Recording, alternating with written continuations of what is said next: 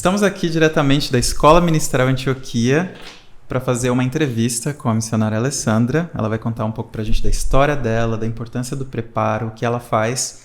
E vai ser um tempo muito bom, em nome de Jesus, para abençoar e edificar os nossos corações. A Escola Ministerial Antioquia está há mais de 40 anos treinando obreiros para a igreja local e para campos transculturais. Nós temos cursos desde online até o internato. Então, se você tem interesse em se preparar para a obra do Senhor, seja na sua igreja local, seja em campo transcultural, procura no nosso site, no nosso Instagram, conversa com a gente, que com certeza aqui é um excelente lugar para você se preparar para o seu ministério. Amém? Alessandra, muito obrigado, muito bem-vinda. Prazer é meu, obrigado pelo convite. Obrigado por vir, de verdade. Alessandra, então acho que a gente poderia começar você contando um pouco quem é a Alessandra, contando um pouco sobre você, da sua conversão. Contando um pouquinho de mim, na verdade, eu me converti muito cedo. Com 6 anos, na verdade, eu aceitei a Cristo. Com 6 anos de idade. Você cresceu na igreja? Na verdade, mais ou menos. Porque eu venho de um lar que meu pai foi alcoólatra por muitos anos, mas a minha avó materna sempre foi cristã. Então ela pegava os netos e levava para a igreja. Então nessa ida na igreja, na escola dominical com a minha avó, foi que eu ouvi a palavra de Deus e eu fui entendendo. E eu lembro que com 6 anos teve a história do livrinho, né, sem palavra, das cores. E eu tinha assim percebido naquele dia que meu coração estava sujo. Eu tinha um coração sujo e eu queria ter um coração limpo. E eu lembro da história, eu lembro da maneira que a professora da escola dominical conduziu e como ela fez o apelo para o coração limpo. E aquele dia eu aceitei a Cristo mesmo porque eu queria ter um coração limpo. Uau. Então eu continuei indo com a minha avó por anos só na escola dominical. Eu não ia aos cultos, mas eu ia ao domingo na escola dominical com ela. Até os meus 10 anos de idade, que daí foi uma outra igreja, uma outra denominação que tinha culto à tarde. Porque nesse período a minha mãe, que já tinha conhecido a Cristo, mas quando casou, meu pai proibiu ela de ir na igreja e ela aceitou isso. Então quando essa igreja veio para o culto que tinha à tarde, a minha mãe falou assim, eu posso ir à tarde, meu marido não vai saber. Então minha mãe começou a ir à tarde nessa igreja e frequentar os cultos da tarde, e assim ela foi voltando aos poucos. Eu tinha 10 anos. A minha tia começou a frequentar essa igreja à noite. Ela era jovem, então ela ia no culto da noite, no culto de jovens. E ela queria uma companheira. Então eu ia para casa da minha avó materna, minha avó Tereza, no sábado eu ia no culto dos jovens com a minha tia, e domingo de manhã para a escola dominical da outra igreja. E assim foi a minha vida até os 12 anos. Mas nesse período eu me batizei na igreja com a minha mãe. E fui crescendo, daí eu mudei mesmo de igreja e fiquei então com a minha mãe. Depois, quando eu tinha 14 anos, o meu pai veio conhecer a Cristo. Uau. Então, nesse período. E quando meu pai veio conhecer a Cristo, foi o período também que eu entendi que Deus tinha um propósito na minha vida. Uau, que interessante. É muito interessante observar, e fica aí, né, pra gente refletir, que muitas vezes, infelizmente, muitas igrejas, o lugar para onde as crianças vão, às vezes é só para manter as crianças fora da igreja.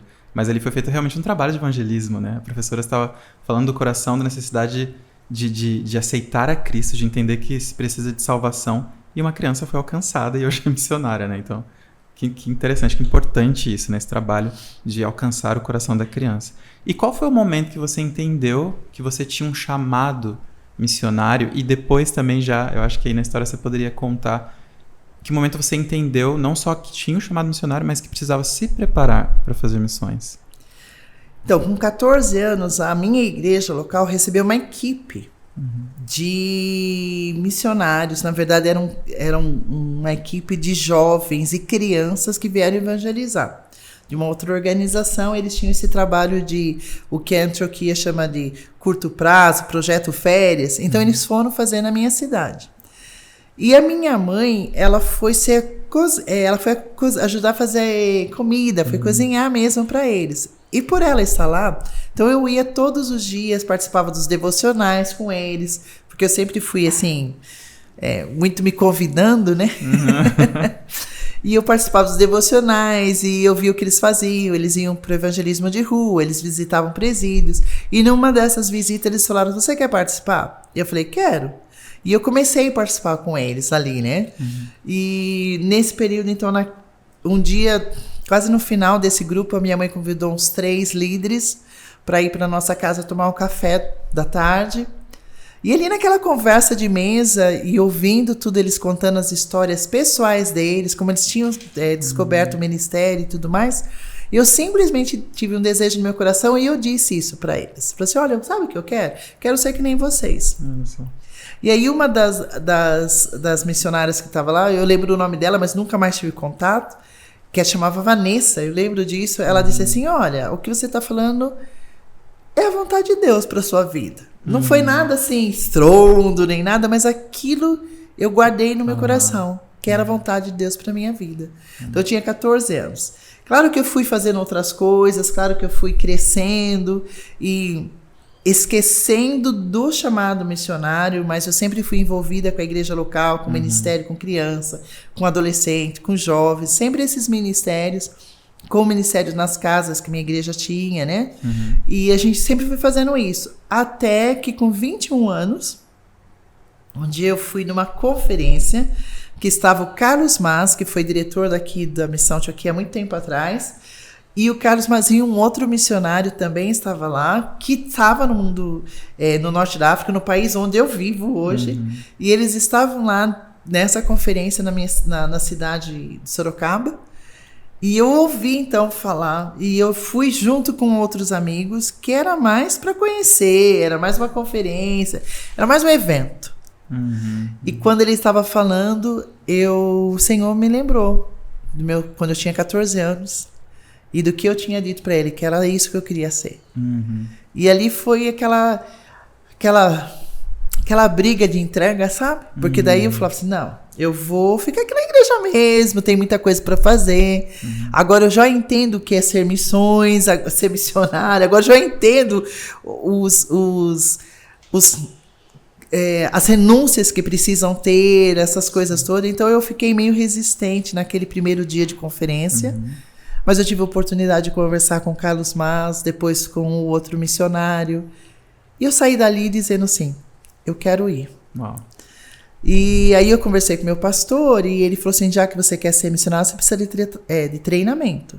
Que não dá para ser sem treinamento. O pastor sabe.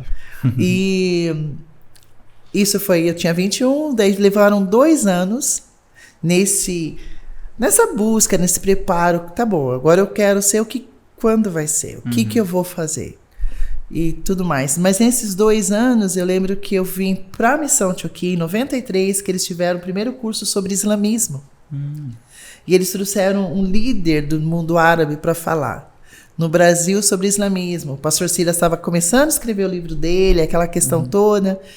E eu vim para cá. E eu fiquei 1 semana aqui. Eu já trabalhava, era julho, era mês de férias, eu estava de férias.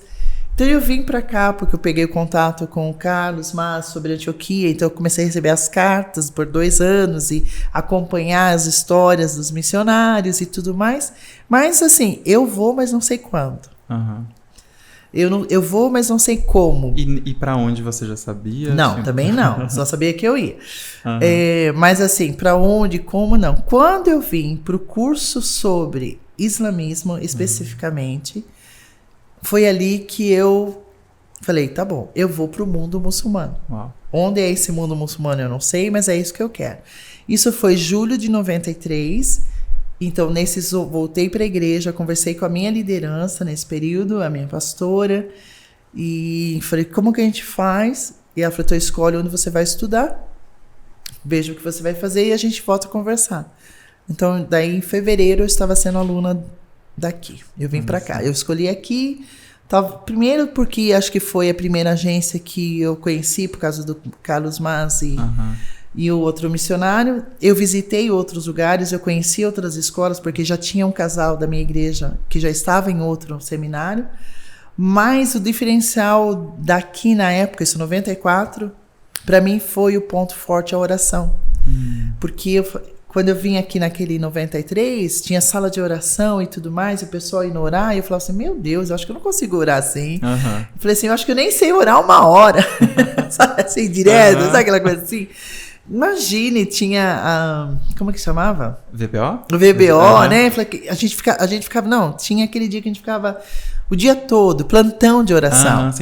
Sentinela. Eu falei assim, isso é loucura. Mas eu pensei assim, eu preciso aprender. Porque se eu quero trabalhar com muçulmano, que ora 5 vezes ao dia, eu tenho dificuldade com oração, como que eu vou trabalhar com eles? Então, eu vim para cá mais por causa disso. Eu queria aprender a orar em primeiro lugar. Uau.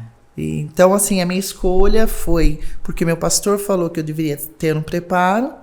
E a segunda escolha do local, porque tinha outras agências, mas o local foi pelo local ser um local de oração. De oração, da vida devocional, né? É verdade, eu acho que essa é uma característica muito grande da Antioquia, da escola ministerial, que a gente procura realmente dar muita ênfase à vida devocional, ao caráter.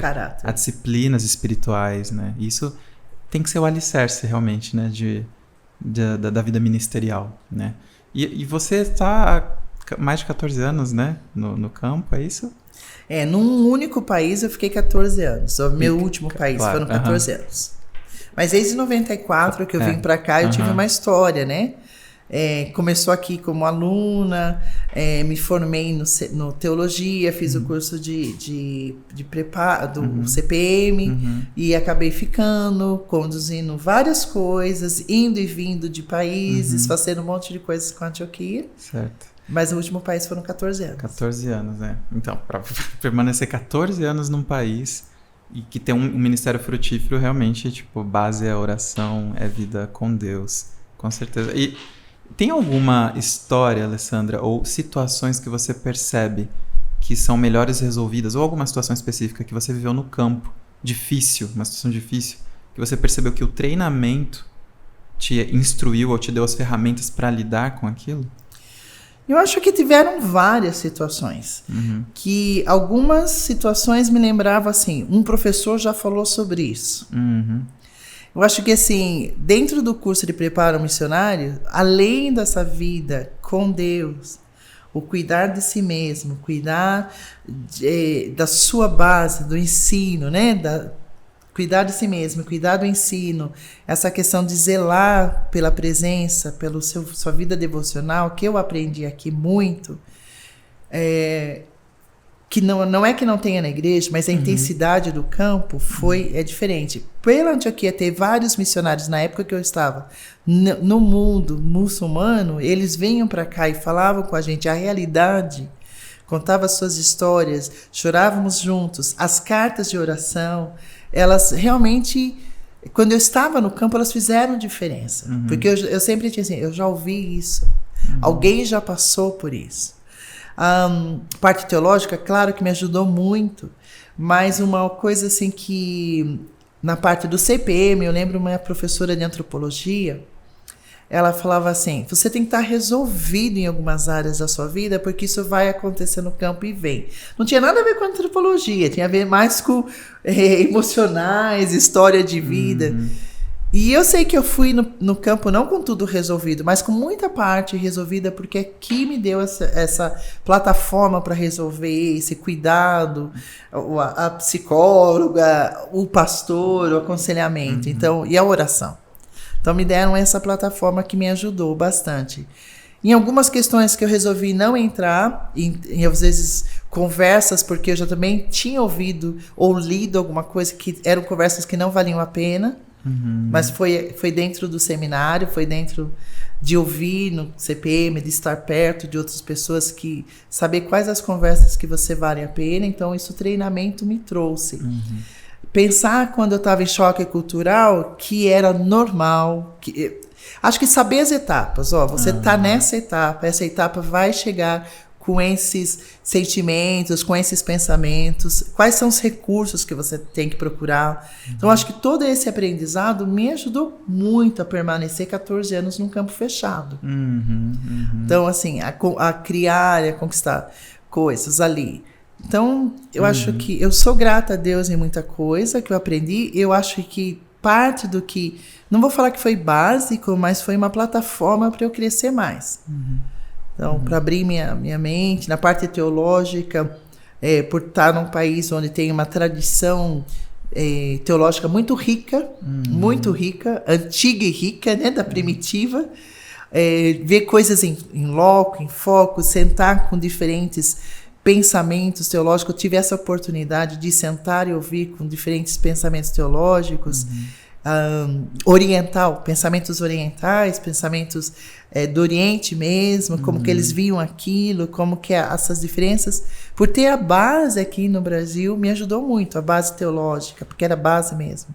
Então ela me ajudou bastante a entrar nessas conversas.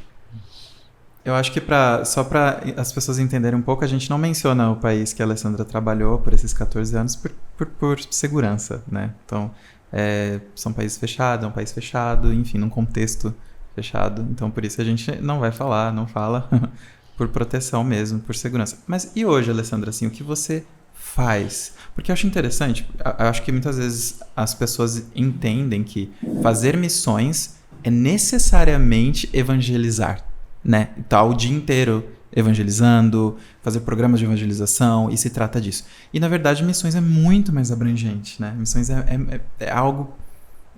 É a vida, né? Você vivendo intencionalmente para que as pessoas, obviamente, conheçam a Cristo, mas isso nem sempre se dá de maneira evangelística direta, até porque num país de contexto fechado você não pode fazer isso. Então, o que você faz? Você poderia falar um pouco mais pra gente de como você desenvolve o seu trabalho? Acho que o primeiro ponto de partida para essa resposta é entender que nós somos seres humanos integrais. Então, assim, e como cristão, nós precisamos viver a nossa integridade. Então, a gente não tem como separar ministério e vida pessoal. Então, a vida pessoal faz parte de quem somos. É verdade. Então, assim, quando a gente entende que nós somos corpo, alma e espírito, nós somos ministério e pessoa. Ministério, quando eu digo, não é assim ser trabalho na igreja, mas nós somos chamados para pregar o evangelho em todos os lugares, tanto no Brasil como fora. Então, assim, enquanto eu gosto muito disso, de dizer assim, enquanto eu vou à escola, enquanto eu vou ao supermercado, enquanto eu vou a outras nações. É pregar o evangelho, é fazer discípulos. Então, isso pra gente é integral, é normal. Então, assim, não tem como separar. Olha, aqui eu prego, aqui eu vivo. Não existe isso. Então, pra mim, enquanto eu trabalho, enquanto eu sou vizinha, enquanto eu faço alguma coisa. Eu fui para esse campo para fazer discípulos. Mas eu fui para esse campo fechado usando a minha profissão na área de educação. Porque lá tem uma escola, quer dizer, na verdade tem escolas, e uma delas é uma ONG, que foi aberta por missionários há 23 anos atrás, agora esse ano ela faz 23 anos, e eles precisavam de alguém que trabalhasse, eles queriam ter mais voluntários, então eles precisavam de um coordenador de voluntários. Por eu ter ambiente escolar, por eu entender a questão escolar e porque também eu tinha trabalhado com muitas equipes de jovens, eles queriam trazer equipes de jovens. Então, assim, deu certo o meu currículo profissional com o meu currículo ministerial. Então, eu fui e eu entrei como educadora para ser parte dessa escola. Uma escola cristã, uma escola com princípios cristãos, mas que 48% dos alunos eram cristãos e os outros eram muçulmanos. Todos os professores cristãos. E eu fui trabalhar, então, nessa direção, junto com a direção da escola, como coordenadora, coordenadora de voluntário. Foram só 6 meses. Uma pergunta, daí juntou. Desculpa te cortar, porque lá a escola podia se denominar cristã? Não. A escola não se denomina cristã, mas ela tem o estatuto dela como princípios cristãos. Então, os pais, porque por ser uma escola de refugiados, não tinha tanto problema. Então, os pais colocam lá, e os pais muçulmanos assinam que nós somos uma escola de princípios cristãos. Nós podemos pregar? Não. Nós podemos ter a Bíblia assim em todos os lugares? Não. Mas nós podemos contar histórias. Então, nós tínhamos o dia de contar histórias. Nós começávamos todos os dias de manhã com oração. Porque orar não tem problema no mundo islâmico, eles oram. Então, nós começávamos a orar, só que nós orávamos em nome de Jesus. Então, a nossa forma de orar era diferente, mas nós fazíamos uma oração pedindo a bênção. Então, assim, é tão lindo ver, porque todos os alunos novos, quando eles chegam, eles não pedem oração, não fazem nada. Mas com o passar do tempo, eles vão se tornando aluno do primeiro ano, eles entram com 5 anos, né? E eles vão até os 16, 17 com a gente, quando entra nessa idade, porque tem alguns que entram com 16 já. Mas, assim, é tão lindo ver, porque a oração que era geral, tem uns que vêm, olha, dá para orar pelo meu pai? Olha, dá para orar por essa situação? Então eles vêm trazendo pedido de oração, porque eles veem que a oração, em nome de Jesus, funciona. É diferente das orações que eles fazem. Então, assim, é tão bonito ver, e para mim foi muito importante, porque isso tem a ver com a escola que eu venho, que é a Antioquia, que foi de oração para mim. Então, assim, eu vi muito mais até eu brincava com as pessoas, assim, nossa, a gente ora pelos alunos, ou ora pela minha vizinha, Deus responde imediatamente. As minhas orações têm anos aí, ó. Que tem anos, para mim mesmo tem anos, né? Então, assim, mas eu vi essa questão de Deus usar isso também. Claro que tinha aconselhamento, visita nas casas. A gente tem um modo de apresentar a Jesus, e até o discipulado e batismo, mas a gente tem todo aquele cuidado. Uma coisa que a gente tem que entender, que a nossa vida, a nossa prática fala mais de qualquer outra coisa. É verdade. Eu vou contar uma história aqui. Eu tenho uma amiga, por muitos anos, mais de 12 anos, um dia ela parou para mim e falou assim, eu me encanto com você, uma amiga muçulmana. Eu encanto com o que você faz. Eu falei, o que eu faço? Ela falou assim, você cumprimenta todo mundo igual. Olha só. Ela falou, você cumprimenta a pessoa que limpa a rua, você cumprimenta, porque eles não fazem isso. Você cumprimenta a pessoa suja, a pessoa limpa, a pessoa negra, a pessoa mais clara, igualmente. Você dá o mesmo sorriso, você faz as mesmas coisas. Toda vez que eu andava com ela, ela estava me observando. Eu não estava observando, porque não estava mesmo, né? Mas ela observava cada coisa que eu fazia, como eu falava com o garçom, como eu não tratava ele como um empregado, uma obrigatoriedade que ele tinha de me atender bem. E quando ela começou a falar isso, ela começou a contar os meus testemunhos do outro. E foi meu espaço para falar de Jesus. Porque eu falei assim, mas eu faço isso não porque eu sou brasileira. Porque ela achou que os brasileiros faziam isso. Eu falei, não, eu faço isso porque o meu livro fala sobre o outro. Sobre amar o outro. O outro é como eu, ele não tem nada de diferente. Aí eu fui até Jesus lavar os pés dos discípulos. Para mostrar que não tinha diferença.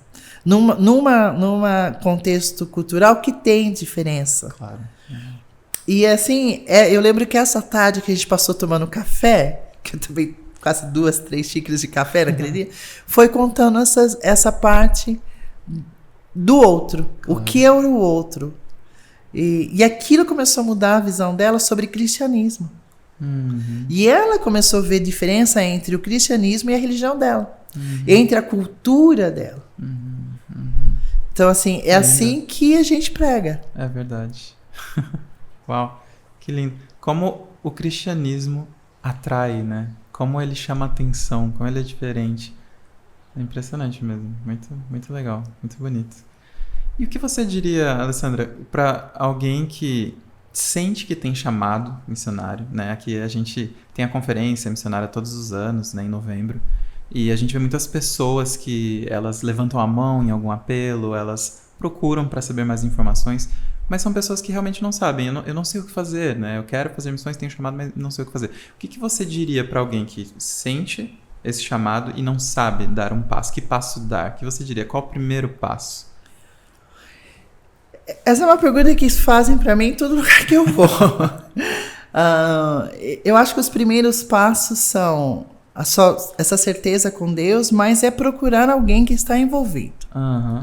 Então, se você pode procurar uma agência, uma escola ou um outro missionário, procurar alguém que está envolvido, começar a ter se possível, mais pesquisa, mais informações possíveis que você consiga ter deles. Ter não sei se a gente chamaria isso, Algumas pessoas conseguem fazer isso, tipo uma mentoria, tipo uma ajuda mesmo para você entender as suas dúvidas, ajudar você no tempo, orientações, se você tem um chamado, se você tem uma profissão, se você quer fazer, se você precisa mais da área, porque alguns precisam estudar mais, ter uma profissão que seja, técnico que seja, para ir dependendo do campo que você vai. Porque além do evangelho, você tem uma necessidade real para suprir.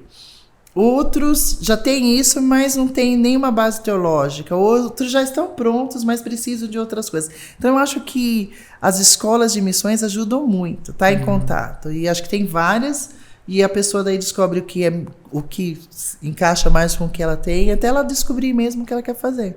Perfeito. Eu acho que... Então, se envolver. Se envolver. O primeiro passo é se envolver. Se envolve. Fazer contato com pessoas e depois ir para alguma escola, com certeza. Isso. Se preparar. Maravilhoso. A gente percebe que a gente vem de uma geração muito ansiosa, que quer as coisas para hoje, para ontem, né? E a gente percebe no treinamento dos futuros missionários, né, que estão estudando e tal, uma ansiedade que é natural dessa geração que nós estamos, que nós somos, inclusive, e a gente quer não somente ter a resposta já para todas as coisas, como a gente já quer ver, né, o futuro, já saber o que vai acontecer, qual vai ser o próximo passo. E parece que em missões as coisas não são assim, né? Você estava me contando um pouco da sua história e eu sei que as coisas não se deram da maneira como você esperava que fossem acontecer, mas o Senhor fez. Tanto em questão financeira, quanto em questão de para onde eu vou agora, o que eu vou fazer agora, ou fazer um plano e o Senhor mudar totalmente a história. Então, assim, e muitas vezes essa ideia romantizada, né, de que eu vou me preparar e próximo ano eu já vou para missões e muitas pessoas vão conhecer a Cristo e muitas vezes é muito diferente o cenário, né? O que você diria para essa geração que está ansiosa para trabalhar, mas que o coração muitas vezes não está totalmente rendido aos tempos do Senhor? Essa é uma pergunta muito complexa e verdadeira na minha história e longa para explicar, mas eu vou tentar resumir um pouquinho. De todos esses anos, eu me formei em 98, achando que o máximo em 2000 eu estaria no campo. E que eu levaria muitas mulheres, crianças a Cristo. Porque, afinal de contas, o Senhor estava me enviando, né? Afinal de contas, existia uma pressa. Eu fui para o campo em 2010. Então, assim, com 10 anos depois, né? Eu deveria estar no ano 2000, eu fui em 2010. Eu me formei em 98, aí eu fui só em 2010, então vamos lá, 12 anos, 13 anos.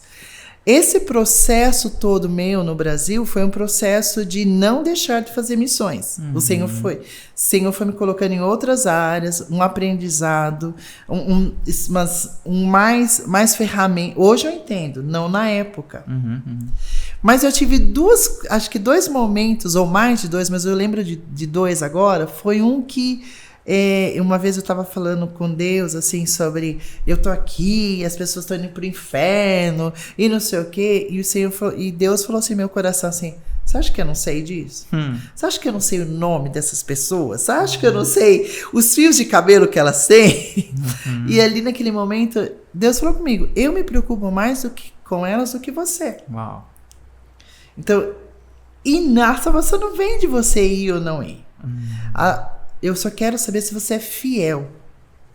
Deus falou comigo naquele período sobre fidelidade. Uau. E era complexo para mim essa questão, porque eu sempre achei que eu era fiel, mas eu era fiel ao que o Senhor estava falando. Como que eu guardava tudo que Ele tinha dito. Então, assim, foi um período de Deus trabalhou na minha vida várias coisas até eu chegar ao campo.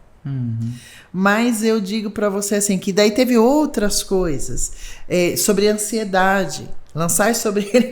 Se eu confio em Deus, se eu sei que eu estou dizendo para vocês que é uma coisa difícil, que eu ainda aprendo, que eu ainda levanto e caio nessa área, mas essa certeza que Deus não erra nem no chamado nem no tempo, É muito especial, porque isso te dá uma tranquilidade. Não significa que você não para de fazer coisas. Não. Você trabalha, você faz o que precisa fazer, você agrega valores, você agrega conhecimento, você agrega experiência em outros lugares. O que eu fiz? Eu fui trabalhar com a igreja árabe. Eu fui desde aqui, né? Na verdade, eu fui em 95 ajudar na igreja árabe em São Paulo. Mas eu nunca deixei. Então, eu sempre fiquei em contato com a igreja árabe. Eu fui professora de escola dominical na igreja árabe em São Paulo, porque eu queria trabalhar com os árabes. Então, eu investi finanças para ir para lá. Eu participei de todos os congressos possíveis, de todos os cursos que tinha. Eu fui membro da Associação de Professores, eu participava dos congressos, da APMT, da IBM. Eu participava de tudo que podia, porque eu queria estar em contato e ligado, mesmo voltando a trabalhar circularmente. Mas eu também trabalhei circularmente 2 vezes por semana só, porque eu podia dar aula assim, e eu dava aula em seminários, eu dava aula em vários seminários da minha denominação na época. Fui diretora de uma escola de missões na época da denominação por 3 anos. Então, assim, continuei dentro disso e fazendo. Perseverando nisso, vendo o que Deus tinha. Mas, assim, que eu acho que o aprendizado maior na minha vida de tudo isso foi confiança e fidelidade. Uau. Então, assim, para mim foram 2 coisas nesse processo. Eu tive amigos que logo que se formaram foram. Eu tive amigos que nunca foram. E eu fui depois. Mas, assim, cada um tem o seu processo em Deus, cada um tem o seu momento em Deus. A gente tem muito assim... nós lemos a Bíblia imediatista, né? Mas quando a gente lembra assim, Paulo se converteu, ele ficou entre 12 e 13 anos em Antioquia. A impressão que dá, que eles caiu do cavalo, conheceu, sabe assim? Ali, e ele já foi abrir igreja. Então, a gente tem essa impressão, a gente lê a Bíblia imediata, a gente lê uma história na Bíblia, a gente lê assim, aqui daí mudou o capítulo, a gente esquece que essa mudança de capítulo tem anos, tem um tempo que Deus fala, tem um tempo que Deus não falou, tem um tempo que Então, tudo a gente lê a Bíblia no imediatismo de hoje. Eu termino o capítulo, o próximo. Daí já curou ali. Daí já fez ali. Não. Tem esse tempo. E todos nós vamos passar por isso. É verdade. E a gente tem que ser fiel àquilo que o Senhor nos falou. Não desviar daquilo que o Senhor nos chamou. E é muito importante a gente ter essa visão sobre o missionário, sobre nós mesmos, que às vezes a gente vê o missionário como só um instrumento mesmo de Deus, né? Mas o missionário é uma pessoa, é um filho que o Senhor está cuidando, que o Senhor está trabalhando. Ele luta contra pecados, ele precisa aprender coisas, ele está no processo de santificação também. E claro, o Senhor está muito mais interessado no coração do missionário que nas obras dele. E às vezes isso é uma situação que uma realidade que a gente tem dificuldade de aceitar, né? A gente acha que o missionário é trabalho, e cadê o fruto?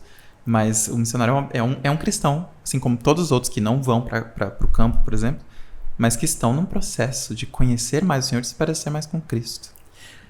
Eu tenho uma coisa para mim, que eu não sei se é para todo mundo, então eu não posso dizer que isso é missões para todo mundo, mas eu tenho uma coisa assim para mim, que missões, estar no campo, qualquer campo que eu fui, foi muito mais um trabalhar de Deus na minha vida, um morrer, uma aproximação de Deus na minha vida, do que realizar. Eu realizei, e posso dizer que realizei, né? Bastante, mas assim, o que Deus fez em mim foi muito mais produtivo do que eu fiz para Deus. Com certeza. Então, assim, eu acho que a gente não pode ter assim, eu estou indo para fazer, estou indo para continuar sendo filho de Deus. É verdade. Então, não tem assim essa muita diferença. E no ser filho de Deus, no ser discípulo, porque a gente vai para fazer discípulo, mas a gente é discípulo. Nós temos nossa jornada no nosso discipulado individual. É verdade. É isso mesmo. Eu tive um professor aqui na época que eu estudei teologia, e ele falou uma frase que me marcou muito.